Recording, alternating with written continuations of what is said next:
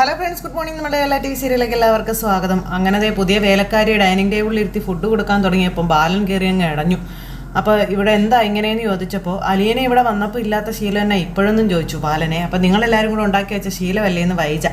അലിയനെ ഇവിടെ നിന്ന് അങ്ങ് പോയതോടെ ഞാൻ ആ ശീലം അങ്ങ് റദ്ദാക്കി എന്ന് പറഞ്ഞു ബാലൻ. അപ്പം നിങ്ങൾ കൊണ്ടുവന്നവളെ നിങ്ങൾക്ക് ഡൈനിങ് ടേബിളിൽ ഇരുത്താമെങ്കിൽ ഞാൻ വിളിച്ചുകൊണ്ട് വന്നവളെ എനിക്ക് ഇരുത്താമെന്ന് പറഞ്ഞു വൈജ. അപ്പോൾ ഒരു കാര്യം ചെയ്യാം, ഞങ്ങൾ വേറൊരു ഡൈനിങ് ടേബിളിൽ ഇരുന്ന് കഴിച്ചോളാം, നിങ്ങൾ രണ്ടുപേരും കൂടെ ഈ ഡൈനിങ് ടേബിളിൽ ഇരുന്ന് കഴിച്ചോളാനും ബാലൻ പറയണു. മക്കൾ അവിടെ നിന്ന് പതുക്കെ അങ്ങ് എഴുന്നേൽക്കുകയും ചെയ്തു. മക്കൾ അങ്ങ് എഴുന്നേറ്റപ്പോഴേക്കും വൈജ പുള്ളിക്കാരിയുടെ കണ്ണടച്ച് കാണിക്കുക, നീ അവിടെ തന്നെ ഇരുന്നോളാൻ ചേച്ചി എന്നും പറഞ്ഞിരിക്കുക കേട്ടോ. അപ്പം ഇത്രയായിട്ടും ചേച്ചിക്ക് കാര്യം മനസ്സിലായില്ലേ എന്ന് കൃഷ്ണമോൾ അന്നേരം ചോദിച്ചു. ചേച്ചിയുടെ ജോലിക്ക് വന്നതാണോ അതോ കുടുംബകലകം ഉണ്ടാക്കാൻ വന്നതാണോ എന്ന് ചേച്ചിയോട് കൃഷ്ണമോൾ ചോദിച്ചു.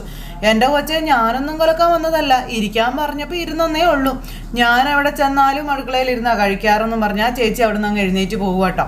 ആ ചേച്ചി അവിടെ നിന്ന് എഴുന്നേറ്റ് പോയി കഴിഞ്ഞപ്പോൾ ഒരു 4 പേരും അവിടെ ഇരുന്നു. അവിടെയും വൈജ തോറ്റു. അങ്ങനെ കലി കയറി വൈജ ഇങ്ങനെ ഇരിക്കുവാണ്. പിള്ളേരും ബാലനും നല്ല അന്തസ്സായിട്ടിരുന്ന് ഭക്ഷണവും കഴിച്ചു. അത് കഴിഞ്ഞ് എന്നെ കാണിക്കുന്ന അവിടെ വീട്ടിൽ അലീനയും വല്യപ്പച്ചനും എല്ലാവരും ഇന്ന് ഫുഡ് കഴിക്കാനായിട്ട് വന്ന് ഡൈനിങ് ടേബിളിൽ ഇരിക്കുന്നു. അപ്പോൾ വിഭവസമൃദ്ധമായ ഭക്ഷണം കൊണ്ടുവന്ന് ഡൈനിങ് ടേബിൾ നേരത്തെ അങ്ങ് വെച്ചിരിക്കാം. വല്യപ്പച്ചൻ വന്നു. വല്യപ്പച്ചന് നമ്മുടെ അലീന വിളമ്പി കൊടുക്കുന്നു. ഇതൊന്നും അവിടുത്തെ ജോലിക്കാരൻ ചേട്ടൻ അത്രയ്ക്ക് അങ്ങ് പിടിക്കണില്ല. ഇല്ലാത്തതെല്ലാം ഉണ്ടാക്കി വെച്ചേക്കുക പെണ്ണെന്നുള്ള രീതിയിൽ. അപ്പോഴേക്ക് സ്റ്റാൻലി അങ്ങോട്ടേക്ക് വന്നു. സ്റ്റാൻലി അങ്ങോട്ടേക്ക് വന്നപ്പോഴത്തേക്കും വല്യപ്പച്ച വരുന്നുണ്ട് എന്നും പറഞ്ഞുകൊണ്ട് അലീന ഇങ്ങനെ പറയാം. അങ്ങനെ അവരവിടെ ഇരുന്ന് കഞ്ഞിയൊക്കെ കുടിക്കാനൊക്കെ ആയിട്ട് തുടങ്ങും. വല്യപ്പച്ചന് ഇച്ചിരി കഞ്ഞിയും ഇതൊക്കെയാണ് നമ്മുടെ അലീന ഉണ്ടാക്കി കൊടുത്തത്. അപ്പോഴത്തേക്കും സ്റ്റാൻലി വന്നു, പ്ലേറ്റും എടുത്ത് വെച്ചു, സ്റ്റാൻലിയുടെ കറികളെല്ലാം എടുത്ത് വെച്ചു. അപ്പം അലീന കഴിക്കണില്ലേന്ന് ചോദിച്ചു സ്റ്റാൻലിയെ. ഉണ്ടെന്ന് പറഞ്ഞു. അലീനയും അതുപോലെ തന്നെ എല്ലാം എടുത്തു വെച്ചു. തനിക്ക് വേണ്ടുന്ന ഫുഡൊക്കെ എടുത്ത് കഴിക്കാനായിട്ട് തുടങ്ങും. അപ്പോൾ ഈ ചോറെടുത്ത് വെച്ചു. അലീനയ്ക്കാണെന്നുണ്ടെങ്കിൽ സ്പൂൺ കൊണ്ട് കഴിക്കാൻ അറിയില്ല. അലീനയ്ക്ക് സ്പൂൺ കൊണ്ട് കഴിക്കാനും താല്പര്യമില്ല. സ്റ്റാൻലി അന്നേരം അലീനെ തന്നെ ഇങ്ങനെ തുറച്ച് നോക്കുക. സ്റ്റാൻലി എന്നിട്ട് ഇങ്ങനെ സ്പൂണും അതുപോലെ കത്തിയൊക്കെ വെച്ച് ഫുഡ് കഴിക്കുന്നു. അലീനയാണെങ്കിൽ അതും കൊണ്ട് ഇങ്ങനെ ഇട്ട് ഇളക്കി ഇങ്ങനെ നിൽക്കുവാണ്. അലീനയ്ക്കാണെന്നുണ്ടെങ്കിൽ സ്പൂൺ കൊണ്ട് കഴിക്കാൻ ഭയങ്കര മടി. എന്നിട്ട് ഇടയ്ക്കിടയ്ക്ക് വല്യപ്പച്ചനെ ഇങ്ങനെ നോക്കുന്നു. സ്റ്റാൻലി ഇങ്ങനെ ഇരിക്കുന്ന കാരണം അലീനയ്ക്ക് ഒന്നും പറ്റില്ല. അപ്പോൾ വല്യപ്പച്ചനാണെന്നുണ്ടെങ്കിൽ നീ കഴിച്ചോളാൻ പറഞ്ഞു ഇങ്ങനെ തല കൊണ്ട് ഇങ്ങനെ കാണിക്കുക. അപ്പോൾ സ്പൂൺ കൊണ്ട് കഴിക്കേണ്ട, കൈ കൊണ്ട് കഴിച്ചോളാൻ. അപ്പോൾ അലീന അതെടുത്ത് മാറ്റി വെച്ചിട്ട് കൈ കൊണ്ട് ചോറ് ഇളക്കി വാരി കഴിച്ചു. അപ്പോൾ അലീന എന്നും പറഞ്ഞുകൊണ്ട് ഇങ്ങനെ വിളിച്ചു. ഇവിടുത്തെ ടേബിൾ മാനേഴ്സ് അത് പാലിച്ചിരിക്കണം, അതിനൊരു വിട്ടുവീഴ്ചയില്ല എന്ന് പറയണം. കഴിക്കുന്നതിന് വേണ്ടിയാണ് ഇതെല്ലാം ഇവിടെ വെച്ചിരിക്കുന്നതെന്ന് അദ്ദേഹം പറയാം അലീനയോട്. അപ്പോൾ അവൾക്ക് അങ്ങനെ കഴിക്കാൻ ബുദ്ധിമുട്ടാണെങ്കിൽ അവൾക്ക് ഇഷ്ടമുള്ള രീതിയിൽ അവൾ കഴിക്കട്ടെ ലാലിച്ച, എന്തിനാ വെറുതെ നിർബന്ധം പിടിക്കുന്നതെന്ന് ചോദിച്ചു വല്യപ്പച്ചൻ. അപ്പോൾ എൻ്റെ വീട്ടിൽ ഞാൻ പാലിച്ചു പോരുന്ന കുറച്ച് രീതികളുണ്ട്, അതനുസരിച്ചേ പറ്റൂ എന്നും സ്റ്റാൻലി പറയാം. ആർക്കു വേണ്ടിയും അത് മാറ്റാൻ പറ്റുന്നതല്ല എന്നും അപ്പനായാലും ആരായാലും അത് അങ്ങനെ തന്നെയാണെന്ന് പറഞ്ഞു. അപ്പം നീ എന്നെ വെല്ലുവിളിക്കാൻ മാത്രം ആയോടാന്ന് വല്യപ്പച്ചൻ. ഒരു മര്യാദ വേണം ആഹാ എന്നും പറഞ്ഞ് വല്യപ്പച്ചൻ പറയാം. ടേബിൾ മാനേഴ്സ് കീപ്പ് ചെയ്യണമെന്നുള്ളതാണ് എൻ്റെ ആവശ്യം, എനിക്കത് മസ്റ്റായിട്ടുള്ള കാര്യമാണെന്നൊക്കെ പറഞ്ഞ് സ്റ്റാൻലി ഇരുന്ന് പറഞ്ഞപ്പോൾ അലീനയ്ക്ക് ആകെ വിഷമമായി, ആകെ പേടിയായി ഇങ്ങനെ ഇരിക്കുന്നു. അപ്പോൾ എനിക്ക് ഇങ്ങനെ കഴിച്ച് ശീലമില്ലാത്തത് കൊണ്ട് എന്നെ ശ്രമിക്കുന്നുണ്ടെന്ന് അലീന. ചോറും കറിയൊക്കെ എങ്ങനെയാ ഇങ്ങനെ തൊട്ടില്ല എന്നുള്ള മട്ടിൽ കഴിക്കുന്നേ. അപ്പോൾ ഒരു ആർഗ്യുമെൻറ്റിനും വരണ്ട. ഇവിടെ പാലിക്കേണ്ട കാര്യങ്ങൾ ഇവിടെ കൃത്യമായി പാലിച്ചേ മതിയാവൂ, നോ കോംപ്രമൈസ് ആ ഒരു കാര്യത്തിലെന്നും പറഞ്ഞിങ്ങനെ നമ്മുടെ സ്റ്റാൻലി അങ്ങ് പറഞ്ഞും വെച്ചു. അലീനയ്ക്കാണെങ്കിൽ ആകെ ധർമ്മസങ്കടമായി. അലീന അന്നേരം ഇതൊക്കെ ഇങ്ങനെ നോക്കി ഇങ്ങനെ ഇരിക്കും കേട്ടോ. അന്നേരം ഞാനേ പണ്ടേ സ്കൂളിൽ പോകുമ്പോൾ ഓർഫണേജിൽ നിന്നാണല്ലോ പോകുന്നേ. അന്നേരം ഒത്തിരി കറികളൊന്നും കാണുകയില്ലായിരുന്നു, ഒരു തോരനും ഒരച്ചാറും ഉണ്ടാവുമായിരുന്നുള്ളൂ എന്നൊക്കെ അലീന അവിടെ ഇരുന്ന് ഇങ്ങനെ കഥ പറയപ്പോൾ വല്യപ്പച്ചൻ ഇങ്ങനെ നോക്കുക സ്റ്റാൻലി ഒന്നും കേട്ട് മൈൻഡ് ചെയ്യുന്നില്ല. സ്റ്റാൻലി കഴിച്ചുകൊണ്ടിരിക്കാം. വല്യപ്പച്ചൻ ഇത് കേൾക്കുന്നുണ്ടോയെന്ന് ചോദിച്ചു. ഞാൻ കേൾക്കുന്നുണ്ടല്ലോ, പറഞ്ഞോ. അപ്പോൾ വല്യപ്പച്ച എന്നും പറഞ്ഞ് വിളിക്കാം. കേട്ടുകൊണ്ടിരിക്കുകയല്ലേ. അപ്പോൾ സ്കൂളിൽ കൂടെ പഠിക്കുന്ന കുട്ടികളില്ലേ, അവർ കൊണ്ടുവരുന്ന ഭക്ഷണവും ഞാൻ കൊണ്ടുവരുന്ന ഭക്ഷണവും എല്ലാം കൂടെ ഇട്ട് എല്ലാവരും കൂടെ ഒരുമിച്ച് എല്ലാ കറികളും ചോറും കൂടി മിക്സ് ചെയ്ത് കൂട്ടിക്കുഴച്ച് കഴിക്കുമായിരുന്നു എന്ന് പറഞ്ഞു. ഓ എൻ്റെ വല്യപ്പച്ച, അതുപോലെ കഴിച്ച് കഴിയുമ്പോൾ ഉണ്ടല്ലോ എന്താ ടേസ്റ്റ് ആണെന്നറിയാവോ. സ്റ്റാൻലി ഒന്നും മൈൻഡ് ആക്കുന്നില്ല. അപ്പോൾ അത് സത്യമാണ് മോളെ നീ പറഞ്ഞതെന്ന് വല്യപ്പച്ചൻ. കഴിച്ചെല്ലാം കഴിഞ്ഞേ കയ്യിലും കൂടി ഇങ്ങനെ ഇരിക്കുന്നു. മിച്ചം എല്ലാം കൂടെ കഴിച്ച് കഴിയുമ്പോഴാണ് ഈ കൈ കൊണ്ട് വാരി കഴിക്കുന്നതിൻ്റെ ഒരു രുചി ശരിക്കും കിട്ടത്തുള്ളൂ. അപ്പറഞ്ഞ 100% ശരിയാ. നീ ഓർക്കുന്നുണ്ടോടാ ലാലിച്ച, നിന്റെ അമ്മയെ മീൻകറി ചട്ടിയിലോട്ട് മീൻകറി തീരാറാകുമ്പോൾ പഴകിയ പഴങ്കഞ്ഞി പിടിച്ചൊരു പിടിയുണ്ട്. അതും ചിന്നമ്മയുടെ കൈ കൊണ്ട് നിനക്കൊക്കെ എത്ര തവണ വാരി തന്നേക്കണോ എന്നും പറഞ്ഞുകൊണ്ട് ഇങ്ങനെ പറയാം. അപ്പം സ്റ്റാൻലി ഇങ്ങനെ ഇരിക്കും കേട്ടോ. അപ്പോഴേക്കും അലീന ആ ചോറ് ഇങ്ങനെ കൈകൊണ്ട് ഇങ്ങനെ കാണിച്ചുകൊണ്ടിരിക്കുന്നു.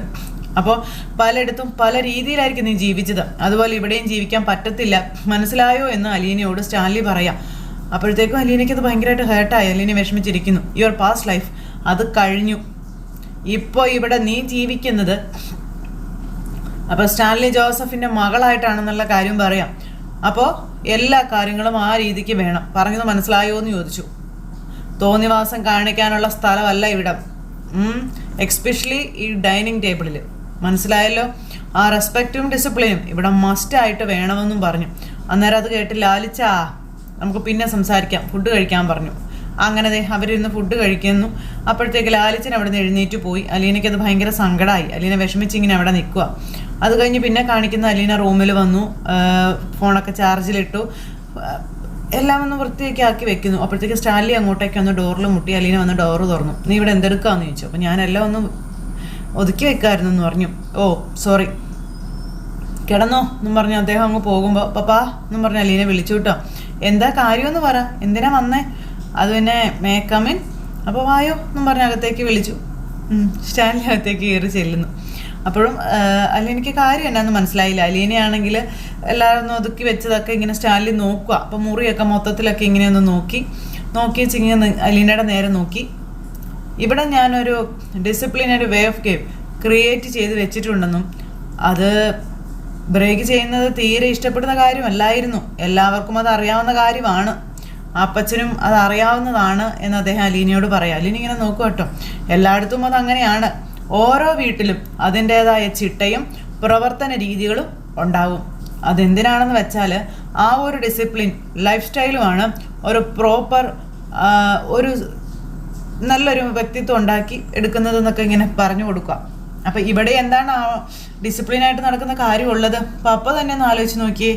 ഊണ് മേശയിൽ മാത്രം മതിയോ ഇതൊക്കെ എന്ന് അലീന ചോദിച്ചു. ഈ വീടിൻ്റെ അടുക്കളയിൽ എന്തെങ്കിലും ഡിസിപ്ലിൻ ഉണ്ടോ? ഈ വീടിനൊരു ഡിസിപ്ലിൻ ഉണ്ടോ? പപ്പയ്ക്കൊരു ഡിസിപ്ലിൻ ഉണ്ടോ എന്നൊക്കെ അലീന തിരിച്ചു ചോദിക്കുന്നു. സ്റ്റാൻലിക്ക് ഇത് ഇഷ്ടപ്പെട്ടില്ല. സ്റ്റാൻലി അങ്ങ് ചെന്നു. ഞാൻ എൻ്റെ കാര്യങ്ങളെല്ലാം കൃത്യമായി തന്നെ ചെയ്യാറുള്ള ആളാണ്. പിന്നെ ഓരോന്നിനും അതിൻ്റേതായ സമയക്രമവും കാര്യങ്ങളും വരും. ഇവിടെയുള്ള ജോലിക്കാരും ഞാൻ പറയുന്നതനുസരിച്ച് ഞാൻ പറഞ്ഞിരിക്കുന്ന സമയക്രമം പാലിച്ചാണ് ഇവിടെ നിൽക്കുന്നത് എന്ന് പറഞ്ഞു. അത് കേട്ടപ്പം അതിൻ്റെ പേര് അച്ചടക്കമെന്നല്ല, വിധേയത്വം എന്നാണെന്ന കാര്യം അലീന പറയാം. അവരൊക്കെ പപ്പയുടെ ജോലിക്കാരായതുകൊണ്ടും പപ്പ പറയുന്നത് പോലെ ചെയ്യുന്നത് കൊണ്ട് ശമ്പളം കൊടുക്കുന്നത് കൊണ്ടും വിധേയരായി നിൽക്കുന്നു എന്നുള്ളതേ ഉള്ളൂ എന്ന് പറഞ്ഞു. നീ ചുമ്മാ കൺഫ്യൂസ് ചെയ്യാൻ നോക്കണ്ടെന്ന് പറഞ്ഞു നേരത്തേക്കും സ്റ്റാൻലി അലീനയോട്. അപ്പം അത് കേട്ടപ്പം ഡിസിപ്ലിൻ എന്ന് പറയുന്ന പപ്പയുടെ കാര്യം തന്നെ നോക്കിക്കേ. പപ്പ എപ്പോൾ നോക്കിയാലും ഒരു കയ്യിൽ സിഗരറ്റ് കാണും, മറ്റേ കയ്യിൽ മദ്യവും കാണും. ഇതാണ് പപ്പ പാലിച്ചു വരുന്ന ഡിസിപ്ലിൻ, ശരിയല്ലേ എന്ന് ചോദിച്ചു.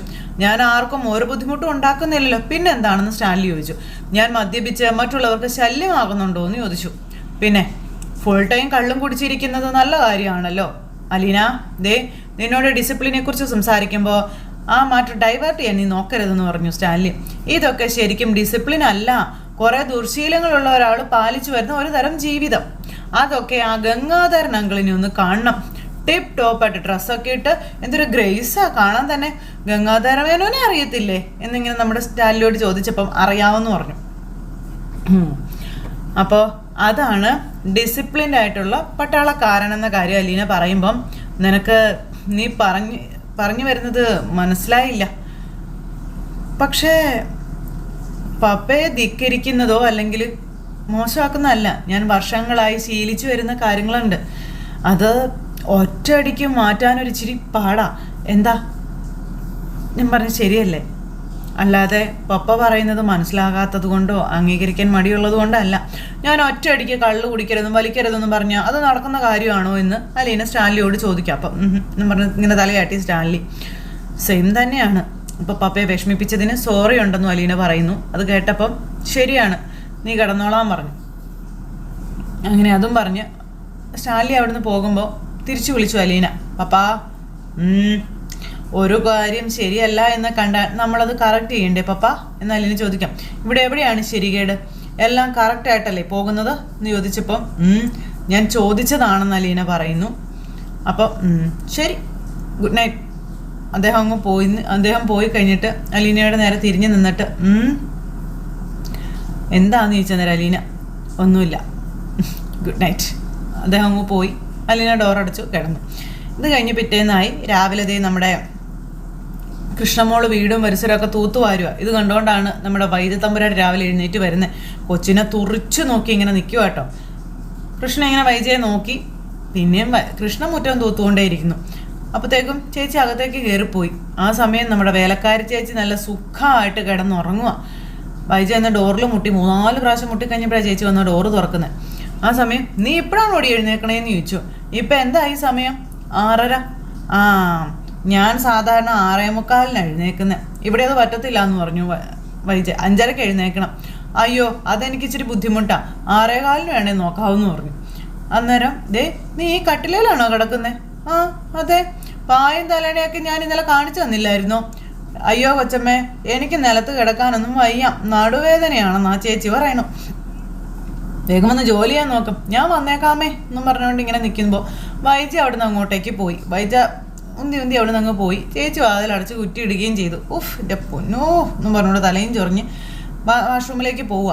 ഈ സമയത്ത് വൈജ ചെല്ലുമ്പോൾ കാണുന്നത് നമ്മുടെ കൊച്ചു മുറ്റമടിക്കലും കാര്യങ്ങളെല്ലാം കഴിഞ്ഞ് ഒന്ന് ചായ കുടിക്കുന്നു. അപ്പോൾ അന്തം വിട്ട് നോക്കി നിൽക്കുക കേട്ടോ. അമ്മയ്ക്ക് ചായ കിട്ടിയായിരുന്നു എന്ന് കൃഷ്ണ ഇങ്ങനെ വൈജയോട് ചോദിച്ചു. അപ്പോൾ ഇല്ല എന്ന് പറഞ്ഞു. ആ സമയം കൊച്ചു ചായ എടുത്തുകൊണ്ട് വൈജയ്ക്ക് കൊടുത്തു. അപ്പോൾ ഈ ചായ ആരാ രാവിലെ എഴുന്നേറ്റ് ഉണ്ടാക്കിയത്?